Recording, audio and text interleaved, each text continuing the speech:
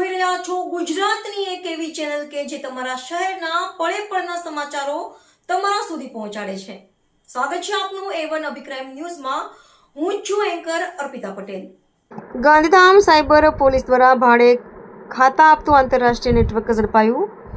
Gandhidham cyber ગુનેગારો સુધી પહોંચતા બેંક ખાતાઓના નેટવર્કને નાબૂદ કરવા પૂર્વક સાયબર પોલીસે મોટી સફળતા મેળવી છે। ગાંધીધામ અને આસપાસના વિસ્તારોમાં મજૂર વર્ગના લોકોને કમિશનની લાલચ આપી ખોલાયેલા મ્યુલ એકાઉન્ટ્સના નેટવર્ક પર પોલીસે ત્રાટકીને દિવ્યરાજશ્રી અનિરુદ્ધસિંહ રાણા, જયનીત ભરતભાઈ કાર, ચિરાગભાઈ બલવંતસિંહ ઝાલા અને શબ્બીર અકબર લુહારને દબોચી લીધા છે।